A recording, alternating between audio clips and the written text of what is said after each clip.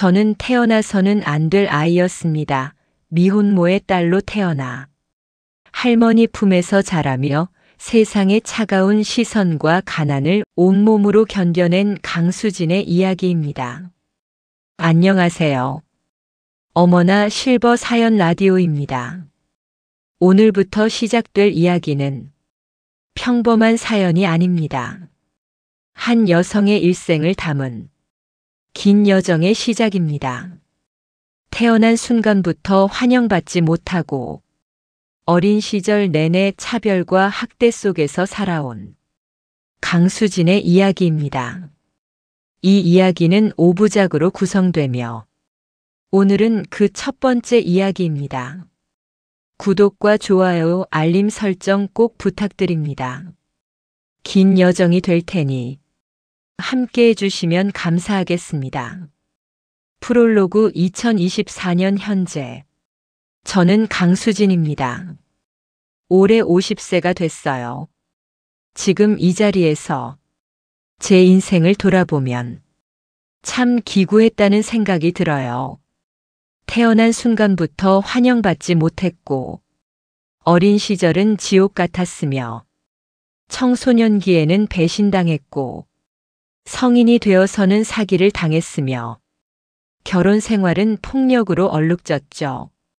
하지만 지금의 저는 그 모든 것을 이겨냈고 제 힘으로 일어섰으며 당당하게 살아가고 있습니다.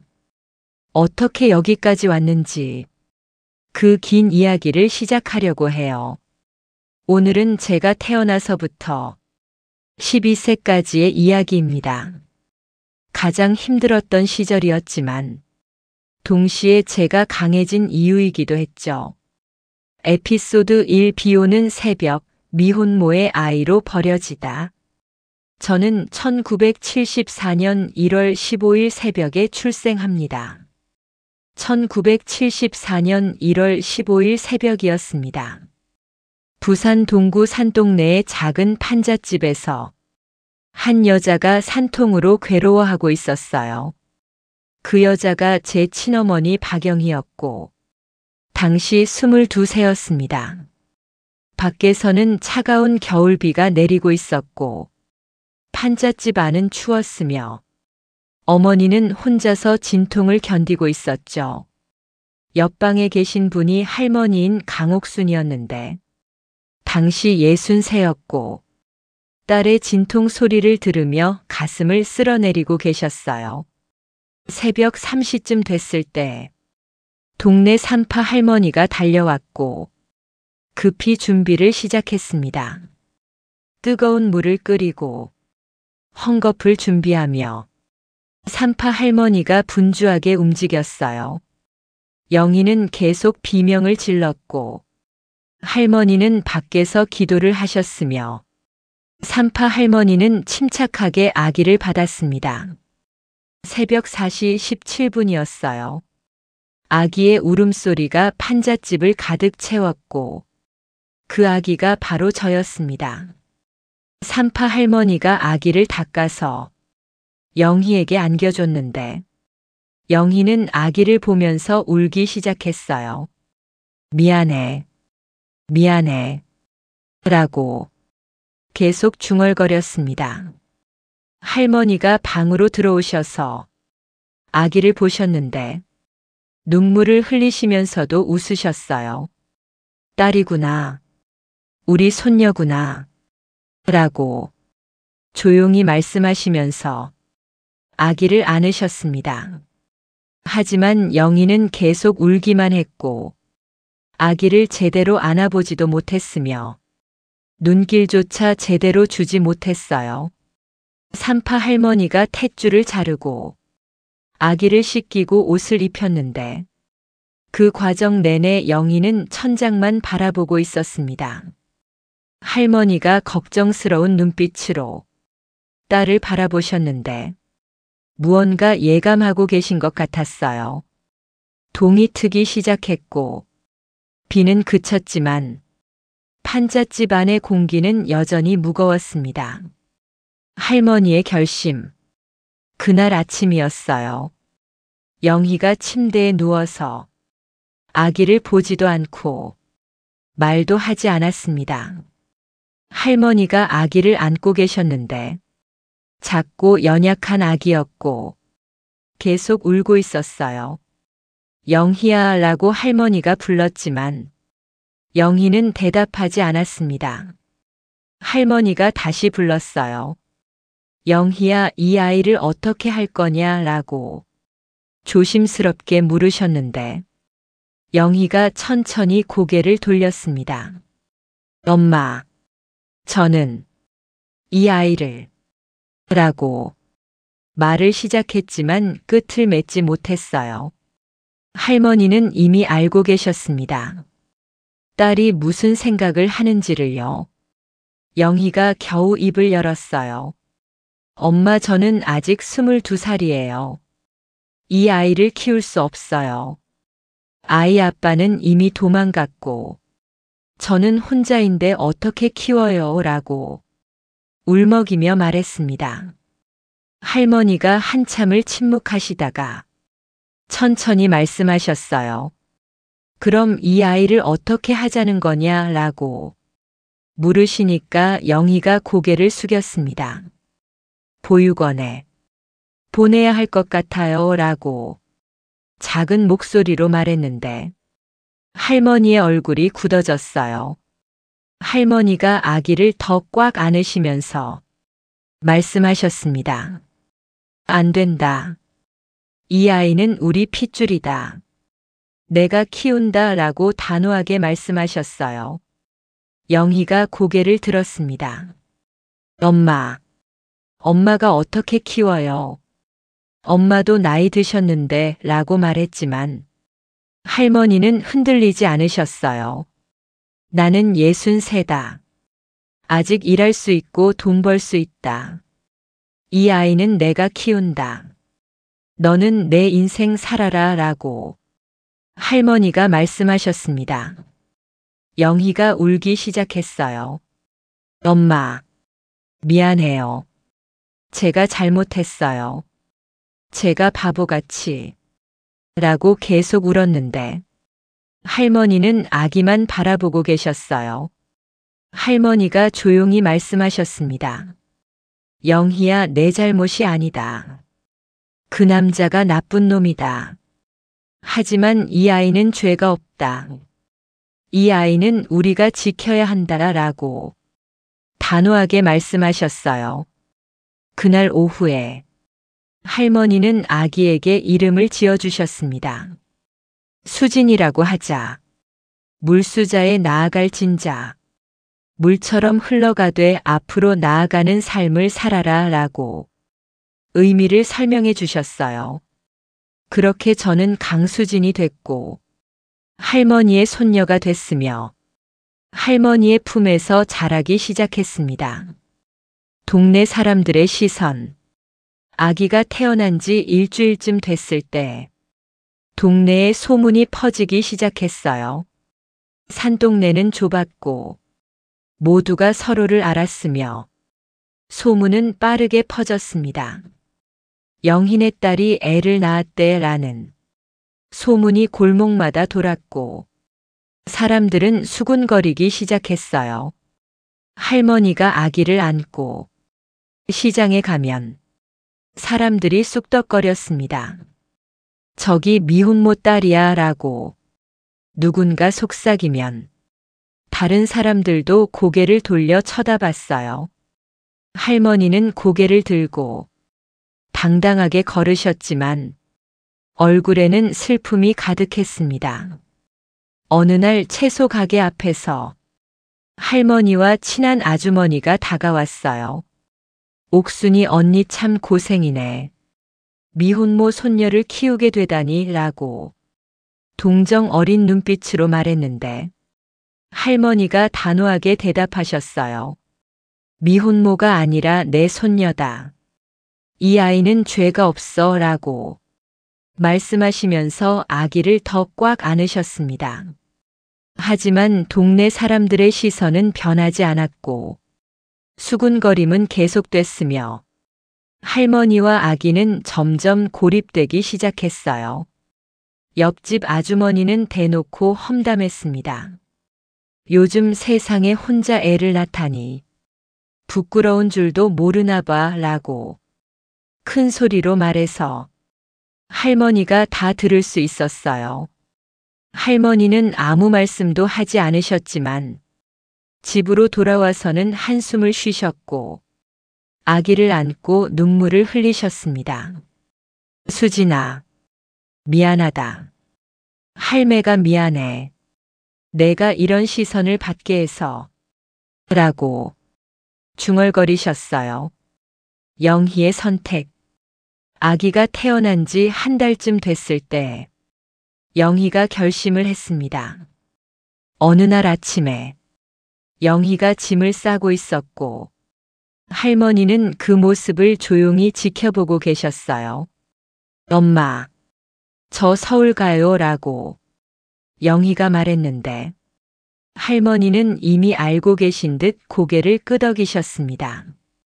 서울 가서 돈 벌어서 수진이 양육비 보낼게요 라고 영희가 말했지만 목소리에 확신은 없었어요. 할머니가 조용히 말씀하셨습니다. 그래, 가거라. 여기 있으면 내 인생도 없다. 가서 새로 시작해라 라고 허락해 주셨어요. 하지만 영희는 아기를 보지 않았습니다. 한 달 동안 함께 살았지만 제대로 안아본 적도 없었고 눈을 마주친 적도 거의 없었어요.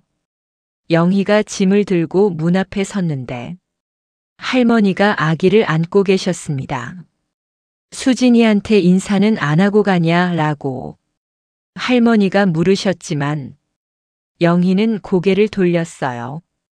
엄마, 저는 아직 라고 말을 시작했지만 끝내지 못했고 그냥 문을 열고 나갔습니다. 할머니가 문 앞까지 나와서 딸의 뒷모습을 지켜보셨는데 영희는 한 번도 뒤를 돌아보지 않았어요. 골목길을 걸어 내려가는 영희의 모습이 점점 작아지고 결국 보이지 않게 됐습니다. 할머니가 아기를 내려다보시면서 조용히 말씀하셨어요. 수진아, 엄마가 떠났구나. 하지만 괜찮아. 할매가 있잖아. 할매가 너를 지켜줄게. 라고 눈물을 흘리시면서 말씀하셨습니다. 그날 이후로 영희는 2년 동안 돌아오지 않았고 연락도 거의 없었으며 양육비도 보내지 않았어요. 할머니는 혼자서 아기를 키우기 시작했고 온갖 고생을 하셨지만 단 한 번도 후회하지 않으셨습니다. 첫 100일, 아기가 태어난 지 100일이 됐을 때 할머니는 작은 상을 차렸어요. 미역국 한 그릇과 백설기 몇 조각이 전부였지만 할머니는 정성스럽게 준비하셨습니다. 동네 친한 할머니 2분을 초대했는데 그분들이 작은 선물을 가져오셨어요. 한 분은 아기 옷을 가져오셨고 다른 분은 쌀 한 되를 주셨는데 할머니가 정말 고마워하셨습니다. 아기를 안고 기도하셨어요. 하느님, 이 아이가 건강하게 자라게 해주세요. 이 아이가 행복하게 살게 해주세요. 이 아이가 세상의 차가운 시선을 이기게 해주세요. 라고 간절하게 기도하셨습니다. 그날 저녁에 할머니는 아기에게 미역국을 한 숟가락 먹이려 했는데 아기가 울면서 거부했어요. 할머니가 웃으시면서 아직 이른가 보다. 천천히 크자. 라고 말씀하시면서 아기를 달래셨습니다. 밤이 됐고 아기가 잠들었는데 할머니는 잠들지 못하고 앉아 계셨어요. 작은 판잣집의 희미한 전등 아래서 할머니는 아기를 바라보시면서 앞으로의 일들을 생각하고 계셨습니다. 돈을 어떻게 벌 것인가? 아기를 어떻게 키울 것인가? 아기의 미래는 어떻게 될 것인가? 걱정이 많으셨지만 할머니는 포기하지 않기로 결심하셨어요. 이 아이는 내가 키운다. 어떤 일이 있어도 이 아이를 지킨다. 이 아이가 당당하게 살 수 있게 해준다 라고 마음속으로 다짐하셨습니다. 그렇게 제 생후 100일이 지나갔고 할머니와 저의 긴 여정이 시작됐습니다. 에피소드 2 할머니의 집으로 보내진 하루. 돌잔치 미역국 한 그릇. 1975년 1월 15일이었습니다. 제 첫 돌이었어요. 할머니는 그날 아침 일찍 일어나셔서 미역국을 끓이셨는데 살 여유가 없어서 미역만 듬뿍 넣으셨어요. 백설기를 사고 싶으셨지만 돈이 없어서 포기하셨고 대신 시장에서 바나나 한 개를 사오셨습니다. 당시 바나나는 비싼 과일이었는데 할머니는 한 달 동안 아껴둔 돈으로 겨우 한 개를 사셨어요. 동네 할머니 두 분이 오셨고 작은 판잣집은 꽉 찼으며 다들 쟤를 보면서 기뻐하셨습니다. 아이고 우리 수진이 벌써 1살이네 라고 한 할머니가 말씀하시면서 제 뺨을 꼬집으셨어요. 돌상을 차렸는데 쌀 한 줌과 실 한 타래가 전부였고 돈은 한 푼도 없었습니다. 할머니가 저를 돌상 앞에 앉히셨는데 저는 쌀을 잡으려고 손을 뻗었어요. 아이고 쌀을 잡네. 이 아이 평생 굶지 않겠구나 라고 할머니들이 박수를 치시면서 기뻐하셨습니다. 하지만 할머니의 눈에는 눈물이 고여 있었어요. 쌀을 잡은 게 기쁜 것이 아니라 쌀밖에 없는 돌상이 슬프셨던 거죠. 미역국을 먹으면서 할머니들이 얘기를 나누셨어요. 옥순이 언니 고생이 많네. 혼자서 손녀를 키우다니 라고 한 할머니가 말씀하시자 다른 할머니도 고개를 끄덕이셨습니다. 영희는 소식이 없어. 돈이라도 보내. 라고 물으시니까 할머니가 고개를 저으셨어요. 아니, 연락이 없어. 뭐 괜찮아. 내가 키우면 되지 라고 웃으면서 말씀하셨지만 목소리는 떨리고 있었습니다. 돌잔치가 끝나고 할머니들이 돌아가신 후 할머니는 저를 안고 한참을 앉아 계셨어요. 수진아, 할매가 미안하다. 더 좋은 돌잔치를 해주지 못해서. 하지만 할매가 최선을 다했어. 이해해 주렴라고 말씀하셨습니다. 저는 아무것도 모르고 바나나를 먹으면서 웃고 있었는데 그게 할머니한테는 큰 위로가 됐나 봐요. 그래, 내가 건강하게 웃고 있으니까 그것만으로도 충분해. 라고 할머니가 저를 꼭 안으셨습니다. 영희의 부재 서울로 떠남. 제가 돌이 지나고 몇 달 후 영희한테서 편지가 왔어요. 할머니가 편지를 받으시고 한참을 들여다보셨는데 글씨가 서툴렀고 내용도 짧았습니다. 엄마 저 서울에서 공장 다니고 있어요. 돈 조금 모아서 보낼게요. 수진이 잘 키워주세요. 그게 전부였어요. 돈은 없었고 주소도 없었으며 연락처도 없었습니다. 할머니가 한숨을 쉬시면서 편지를 접으셨는데 그 후로도 영희한테서 연락은 거의 오지 않았어요. 가끔 1년에 한 번 정도 짧은 편지가 왔지만 돈을 보낸 적은 없었고 만나러 온 적도 없었습니다. 저는 엄마라는 존재를 몰랐어요. 제게는 할머니가 전부였고 할머니만 있으면 됐으며 다른 건 필요 없었습니다. 돌이 지나면서 저는 조금씩 크기 시작했고 할머니는 더 바빠지셨어요. 국수 공장에서 일하셨는데 새벽 5시에 일어나서 밤 9시까지 일하셨고 집에 오시면 녹초가 되어 계셨습니다. 하지만 저를 돌보는 건 게을리하지 않으셨어요. 아무리 피곤하셔도 제 밥을 챙기시고 제 기저귀를 갈아주시고 제가 잠들 때까지 안고 계셨습니다. 이웃 할머니들이 걱정하셨어요. 옥순이 언니 너무 무리하지 마. 나이가 60이 넘었는데 어떻게 그렇게 일을 해? 라고 말씀하시면 할머니는 웃으셨어요. 괜찮아. 아직 팔팔해. 수진이 키워야지 뭐라고 대답하셨지만 얼굴에는 피로가 가득했습니다. 할머니와의 생활 국수 공장 일. 제가 2세가 됐을 때 할머니의 생활은 더 고단해졌어요. 국수 공장 일은 힘들었는데 국수를 말리는 일을 하셨고 하루 종일 서 계셔야 했으며 허리가 아프셨지만 참으셨습니다. 월급은 한 달에 3만 원 정도였는데 당시로서는 적은 돈이었지만 할머니는 감사하게 받으셨어요. 그 돈으로 월세를 내고 쌀을 사고 반찬을 사면 거의 남는 게 없었습니다.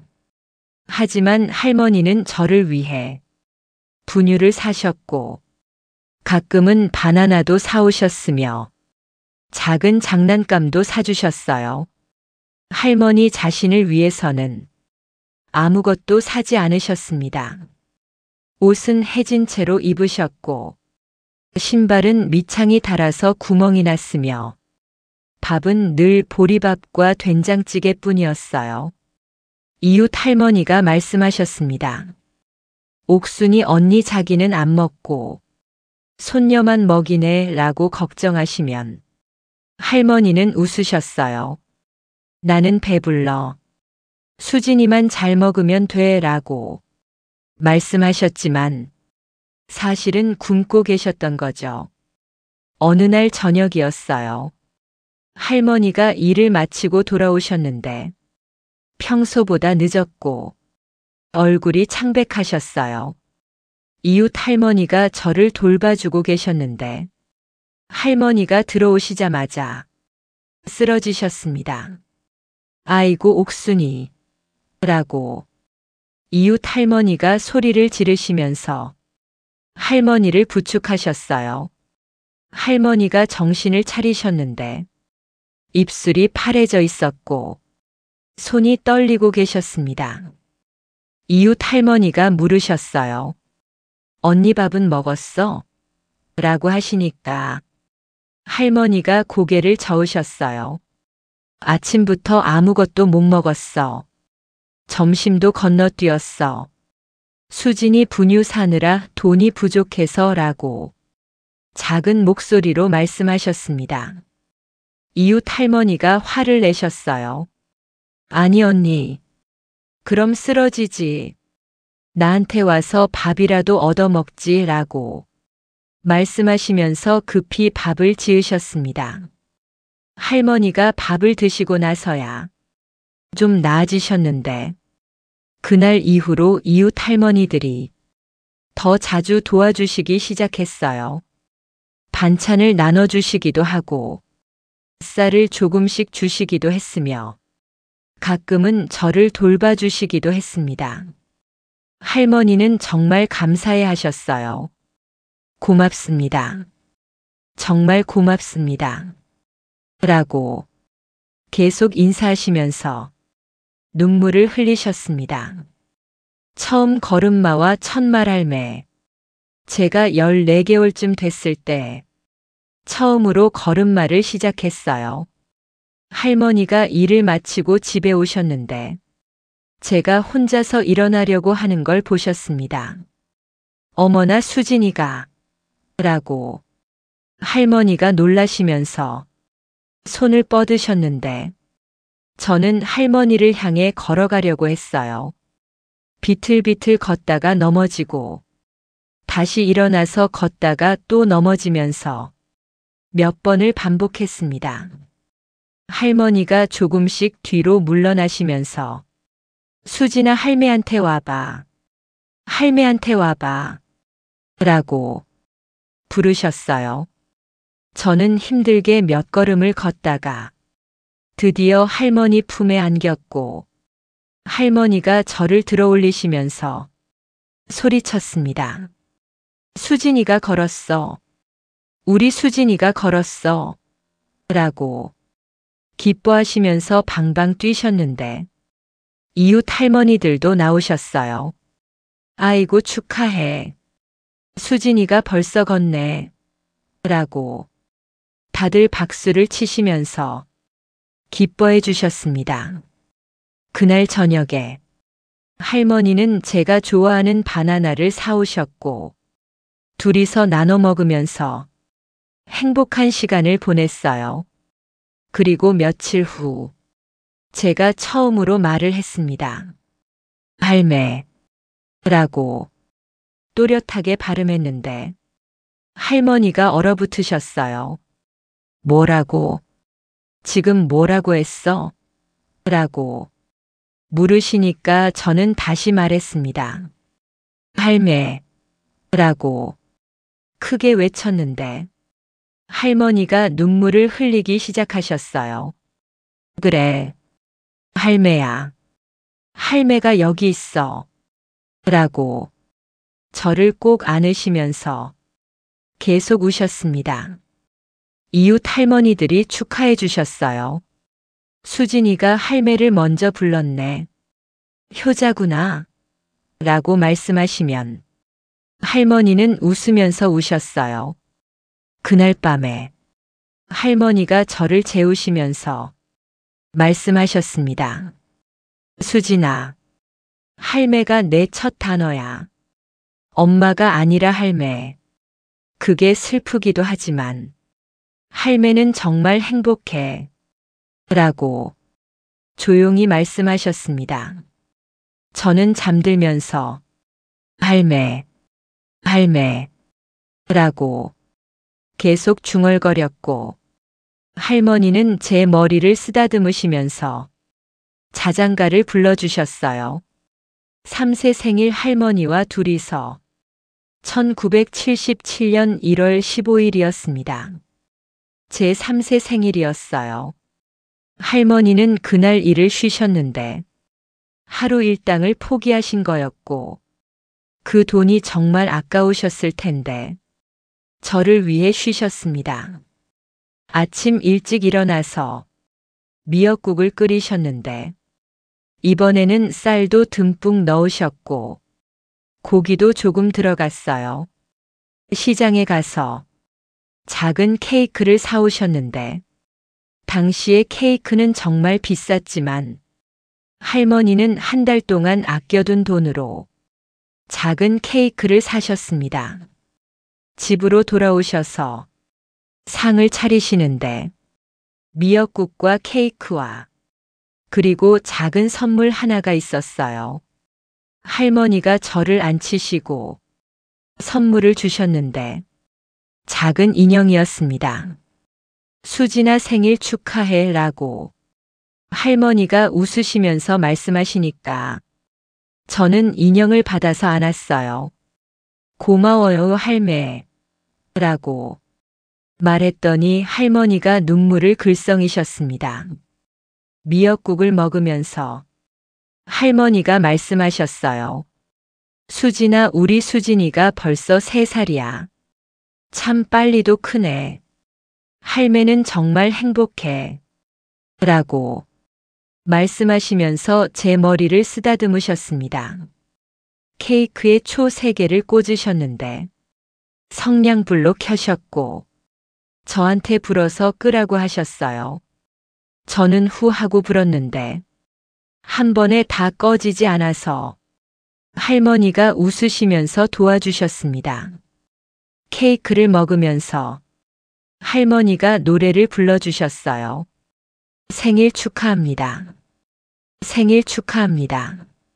사랑하는 우리 수진이 생일 축하합니다 라고 조금 어긋난 목소리로 부르셨는데 저는 그게 정말 좋았어요. 할매도 먹어요. 라고 케이크를 할머니 입에 넣어드렸는데 할머니가 먹으시면서 웃으셨습니다. 그날 오후에 둘이서 동네를 산책했는데 할머니가 제 손을 꼭 잡으시고 천천히 걸으셨어요. 다른 아이들은 부모님과 함께 있었지만 저는 할머니와 함께 있었고 그것만으로도 충분히 행복했습니다. 저녁에 집으로 돌아와서 할머니가 저를 재우시면서 말씀하셨어요. 수진아, 오늘 생일 즐거웠어? 라고 물으시니까 저는 고개를 끄덕였습니다. 네 할매, 정말 좋았어요. 라고 대답했더니 할머니가 미소 지으셨어요. 할매도 정말 행복했어. 수진이가 있어서 할매는 정말 행복해. 라고 말씀하시면서 제 이마에 키스하셨습니다. 그날 밤에 할머니는 잠들지 않고 저를 바라보고 계셨는데 무슨 생각을 하고 계셨을까요? 아마도 제 미래를 걱정하고 계셨을 거예요. 이 아이가 앞으로 어떻게 살아갈까? 이 아이가 행복할 수 있을까? 그런 걱정들을 하고 계셨을 겁니다. 하지만 그날 밤에 할머니 얼굴은 정말 평화로워 보였고 저를 바라보는 눈빛은 사랑으로 가득했습니다. 에피소드 3 가난보다 더 무서웠던 사람들. 유치원 입학 거부. 1978년 봄이었습니다. 제가 4세가 됐을 때예요. 할머니는 저를 유치원에 보내고 싶어 하셨는데 일을 하시는 동안 저를 맡길 곳이 필요했고 다른 아이들처럼 교육도 받게 하고 싶으셨습니다. 동네에서 가장 가까운 유치원에 할머니와 함께 갔는데 작은 2층 건물이었고 아이들 웃음소리가 들렸어요. 원장실로 들어가서 할머니가 말씀하셨습니다. 원장님, 제 손녀를 유치원에 보내고 싶습니다. 라고 공손하게 말씀하시니까 원장이 서류를 꺼내셨어요. 아이 이름이 어떻게 되시죠? 라고 물으시길래 할머니가 대답하셨습니다. 강수진입니다. 라고 말씀하시니까 원장이 서류에 적기 시작했어요. 부모님 성함은요? 라고 물으시니까 할머니가 잠시 머뭇거리시다가 말씀하셨습니다. 어머니는 박영희인데요. 지금 서울에 계십니다. 라고 조심스럽게 말씀하시니까 원장의 표정이 굳어졌어요. 아버지는요? 라고 원장이 물으시니까 할머니가 고개를 숙이셨습니다. 아버지는 안 계십니다. 라고 작은 목소리로 말씀하시니까 원장이 펜을 내려놓으셨어요. 혹시 미혼모 자녀신가요? 라고 원장이 물으시니까 할머니가 고개를 끄덕이셨습니다. 원장이 한숨을 쉬시면서 말씀하셨어요. 죄송하지만요. 저희 유치원은 미혼모 자녀는 받지 않습니다. 원칙이 그렇게 되어 있어서요. 라고 차갑게 말씀하셨습니다. 할머니가 당황하시면서 말씀하셨어요. 원장님, 제발 부탁드립니다. 이 아이는 죄가 없습니다. 제발 받아주세요. 라고 애원하셨지만 원장은 고개를 저으셨어요. 안 됩니다. 다른 학부모들이 싫어할 겁니다. 미혼모 자녀와 우리 아이들을 같이 둘 수 없다고요. 라고 단호하게 말씀하셨습니다. 할머니가 눈물을 글썽이셨어요. 원장님, 제발. 이 아이가 무슨 잘못이 있습니까? 태어난 게 잘못입니까?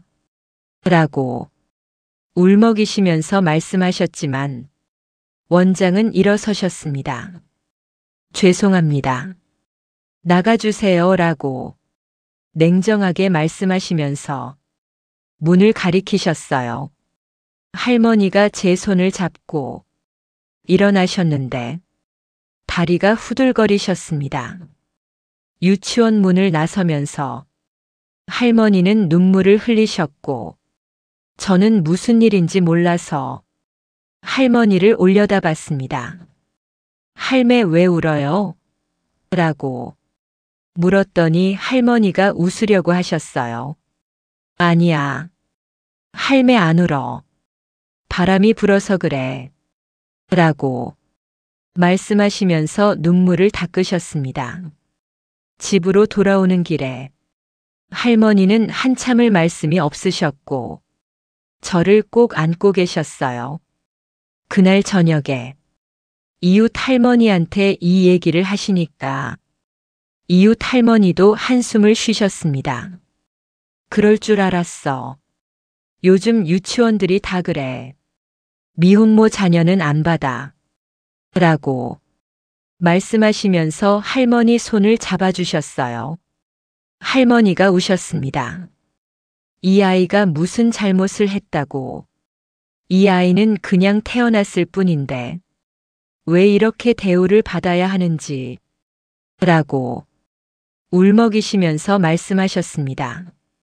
그날 밤에 할머니는 저를 안고 한참을 울고 계셨는데 저는 할머니 품에 안겨서 잠들었습니다.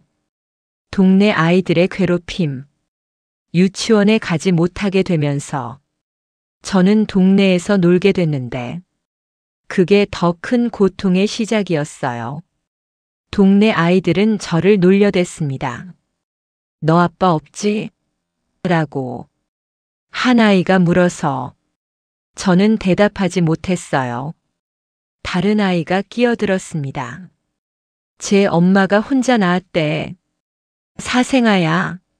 라고 소리치면서 손가락질했고 다른 아이들도 따라했어요. 사생아, 사생아. 라고 아이들이 합창하듯 외쳤는데 저는 무슨 뜻인지 몰랐지만 나쁜 말이라는 건 알았어요. 울면서 집으로 뛰어갔는데 이웃 할머니가 저를 보시고 안아주셨어요. 수진아 괜찮아. 그 아이들이 나빠.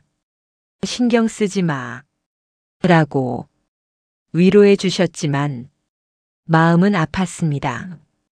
할머니가 일을 마치고 돌아오셨을 때 이웃 할머니가 얘기를 해주셨고 할머니가 저를 안으시면서 눈물을 흘리셨어요.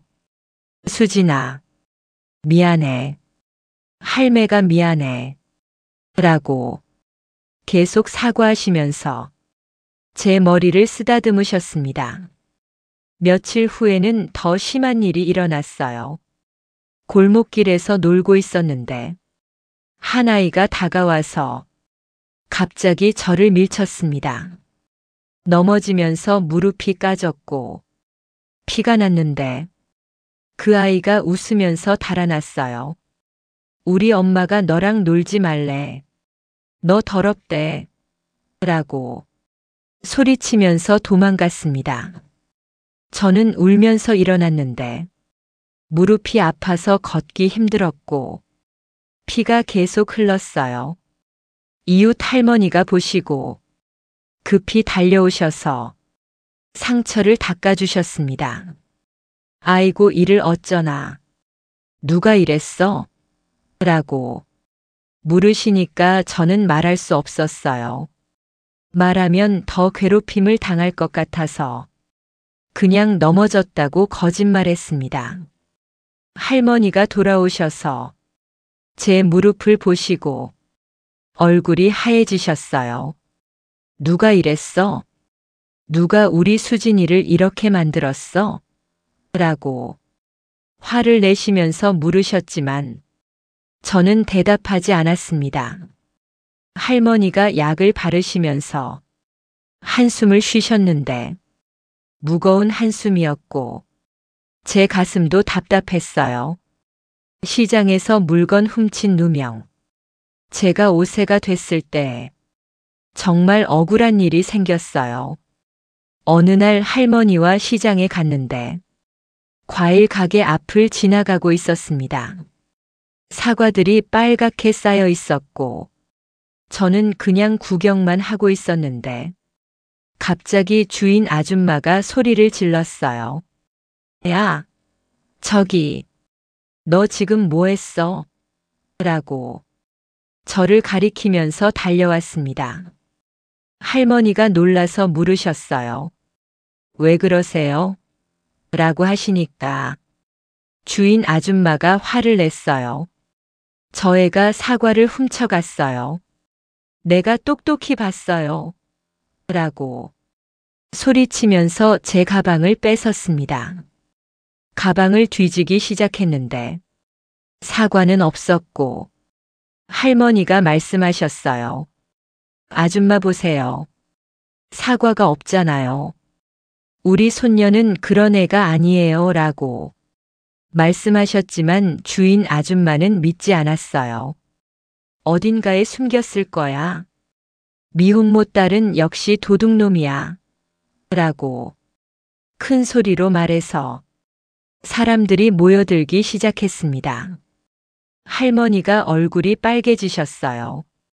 아줌마, 함부로 말하지 마세요. 우리 손녀는 절대 그런 짓 안 해요. 라고 목소리를 높이셨지만 주인 아줌마는 계속 의심했어요. 경찰을 부르겠어요. 라고 주인 아줌마가 소리쳤고 할머니가 당황하셨습니다. 사람들이 수군거리기 시작했어요. 미혼모 손녀래. 역시 그런 애들은 교육이 안 돼 있어. 라고 험담을 하는 소리가 들렸습니다. 저는 울기 시작했어요. 할매, 저 안 했어요. 사과 안 가져갔어요. 라고 울면서 말했지만 아무도 믿어주지 않았습니다. 그때 옆 가게 아주머니가 나오셨어요. 아니 저기요. 제가 봤는데요. 저 애는 사과 안 가져갔어요. 다른 애가 가져갔어요. 라고 큰 소리로 말씀하셨습니다. 주인 아줌마가 당황했어요. 네, 다른 애요? 라고 물으니까 옆 가게 아주머니가 고개를 끄덕이셨어요. 네, 제가 똑똑히 봤어요. 다른 남자애가 가져가는 거요. 저 애는 그냥 구경만 하고 있었어요. 라고 증언해 주셨습니다. 주인 아줌마가 어색하게 웃으면서 말했어요. 아, 그랬구나. 미안해요. 착각했나 봐요. 라고 대충 사과하고는 돌아갔습니다. 할머니가 저를 꼭 안으시면서 울기 시작하셨어요. 수진아, 놀랐지? 할매가 미안해. 라고 계속 사과하시면서 저를 달래셨습니다. 집으로 돌아오는 길에 할머니는 계속 한숨을 쉬셨고 저는 할머니 손을 꼭 잡고 걸었어요. 경찰서 할머니의 무릎. 며칠 후에 더 심한 일이 생겼습니다. 제가 골목길에서 놀고 있었는데 어떤 아주머니가 저를 불렀어요. 애야 잠깐 이리 와봐 라고 부르시길래 다가갔더니 갑자기 제 팔을 잡았습니다. 너 어제 우리 집 앞에서 화분 깼지? 라고 따지시는데 저는 놀랐어요. 아니에요. 저 안 했어요. 라고 말했지만 아주머니는 믿지 않았습니다. 거짓말하지 마. 내가 한 거 내가 봤어. 라고 소리치면서 저를 끌고 갔어요. 경찰서로 데려갔는데 저는 너무 무서워서 울기 시작했고 경찰관이 나왔습니다. 무슨 일이세요? 라고 경찰관이 물으니까 아주머니가 설명했어요. 이 애가 우리 집 화분을 깼는데 자기가 안 했대요. 미혼모 딸이라 그런지 거짓말까지 하네요. 라고 흥분하면서 말했습니다. 경찰관이 저를 보면서 물었어요. 애야, 내가 했니? 라고 물으시니까 저는 고개를 저었습니다. 안 했어요. 저 정말 안 했어요. 라고 울면서 말했지만 경찰관도 아주머니 편을 드는 것 같았어요. 보호자를 부르겠습니다. 라고 경찰관이 말하고 할머니한테 연락이 갔습니다. 1시간쯤 후에 할머니가 급히 달려오셨는데 일하다가 오신 거라 숨이 차 계셨어요. 무슨 일이에요? 우리 손녀가 뭘 했대요? 라고 물으시니까 아주머니가 설명했습니다. 할머니가 제 얼굴을 보시고 물으셨어요. 수진아, 내가 했니? 라고 물으시니까 저는 울면서 고개를 저었어요. 안 했어요, 할매. 저 정말 안 했어요. 라고 울었더니 할머니가 저를 안으셨습니다. 그리고 아주머니한테 말씀하셨어요. 우리 손녀는 그런 애가 아닙니다. 라고 말씀하셨지만 아주머니는 화를 냈어요. 미혼모 딸을 어떻게 믿어요? 교육도 제대로 안 돼 있는 애를. 라고 소리쳤습니다. 그때 할머니가 갑자기 무릎을 꿇으셨어요. 제가 깜짝 놀라서 할매 라고 소리쳤는데 할머니는 아주머니한테 고개를 숙이셨습니다. 아주머니, 제발 부탁드립니다. 화분값은 제가 물어드리겠습니다. 제발 우리 손녀를 용서해 주세요. 라고 빌으셨어요. 저는 울면서 할머니를 일으키려고 했지만 할머니는 일어나지 않으셨습니다. 아주머니가 당황하면서 일어나라고 하셨고 결국 합의가 됐습니다. 경찰서를 나와서 할머니는 한참을 서 계셨는데 눈물을 흘리고 계셨어요. 할매, 왜 무릎 꿇었어요? 제가 안 했는데. 라고 울면서 말했더니 할머니가 저를 안으셨습니다. 수진아, 할매가 미안해. 할매가 내를 지켜주지 못해서, 할매가 무능해서, 라고 울면서 말씀하셨어요. 그날 밤에 할머니는 화분값을 마련하느라 이웃 할머니한테 돈을 빌리셨고 1달 동안 갚으셨습니다. 밤에 우는 할머니. 그날 밤이었어요. 저는 잠든 척하고 있었는데 할머니가 우시는 소리가 들렸습니다. 조용히 흐느끼는 소리였고 가슴이 찢어지는 것 같은 울음이었어요. 할머니가 중얼거리셨습니다. 하느님, 이 아이가 무슨 죄가 있습니까? 이 아이는 그냥 태어났을 뿐인데 왜 이렇게 힘들게 살아야 합니까? 라고 기도하듯 말씀하셨어요. 계속 우시면서 말씀을 이어가셨습니다. 제가 무능해서, 제가 가난해서 이 아이가 이렇게 고생하는구나. 제 탓입니다. 라고 자책하고 계셨어요.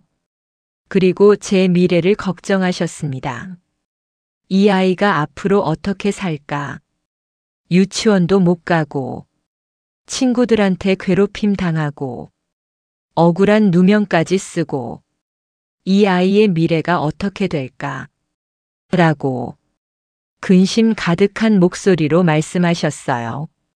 저는 눈물이 났지만 울음소리를 참았고 이불을 뒤집어 쓰고 조용히 울었습니다. 할머니가 제 침대로 오셔서 이불을 살짝 들추시고 제 얼굴을 보셨어요. 저는 잠든 척 했는데 할머니가 제 머리를 쓰다듬으시면서 조용히 말씀하셨습니다. 수진아, 할매가 지켜줄게. 어떤 일이 있어도 할매가 너를 지킬게. 세상이 너를 미워해도 할매는 너를 사랑해. 라고 약속하셨어요. 그리고 제 이마에 키스하시고 다시 자리로 돌아가셨습니다. 저는 이불 속에서 계속 울고 있었는데 할머니의 사랑이 느껴졌고 동시에 가슴이 아팠어요. 할머니가 이렇게 고생하시는데 제가 할 수 있는 게 아무것도 없었고 그게 너무 슬펐습니다. 그날 밤은 제 인생에서 가장 슬픈 밤 중 하나였고 동시에 할머니의 사랑을 가장 깊이 느낀 밤이기도 했어요. 파트 1 계속 에필로그 2024년 현재로 돌아옴. 이것이 제 인생의 첫 번째 이야기였습니다. 태어난 순간부터 환영받지 못했고 미혼모의 딸이라는 낙인이 찍혔으며 유치원조차 거부당했던 시절이었죠. 하지만 그 시절에 저에게는 할머니가 계셨습니다.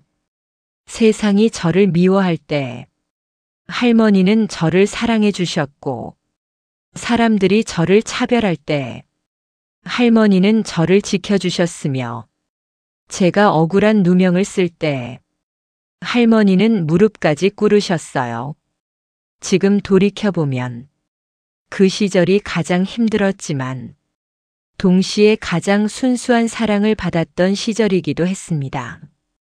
할머니는 가난했지만 저를 위해 모든 걸 포기하셨고 늙고 병들어가는 몸으로 저를 키우기 위해 밤낮 없이 일하셨으며 저를 지키기 위해 자존심도 버리셨어요.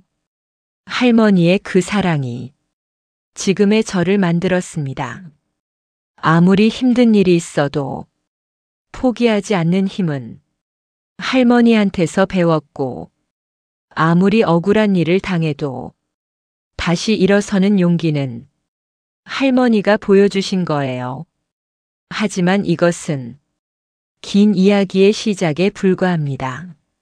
앞으로 제가 겪게 될 일들은 이것보다 훨씬 더 힘들고 훨씬 더 아프며 훨씬 더 절망적이었어요. 계부의 등장으로 집은 지옥으로 변했고 폭력과 학대가 시작됐으며 첫 가출까지 하게 됩니다. 그리고 결핵으로 쓰러져 요양원에서 혼자 겨울을 보냈고 퇴원 후 돌아간 집에는 이복 동생이 태어나 있었으며 저는 더 이상 필요 없는 존재가 됐죠. 하지만 그 모든 고통 속에서도 저를 지켜준 건 학교 선생님의 작은 관심이었고 그 관심이 제게는 세상에서 유일한 빛이었습니다. 이 이야기는 계속됩니다. 다음 편에서는 제가 12세부터 19세까지 청소년기에 겪은 일들을 들려드리겠습니다. 장학금으로 버틴 중학교 시절과 친구의 배신으로 도둑 누명을 쓴 일, 기숙사 고등학교로 도망친 이야기, 그리고 첫사랑의 등장과 그 첫사랑마저 저를 배신한 이야기를요. 긴 여정이 될 겁니다. 하지만 끝까지 함께 해주신다면 제가 어떻게 그 모든 고통을 이겨내고 지금의 제가 됐는지 보여드릴 수 있을 거예요. 지금까지 어머나 실버 사연 라디오였습니다. 다음 편도 기대해 주세요.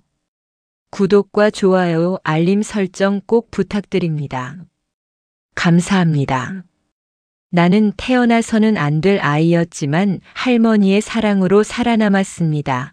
50세가 되어 돌아보는 가장 힘들었지만 가장 순수했던 시절이었습니다. 다음 편 기대해 주세요.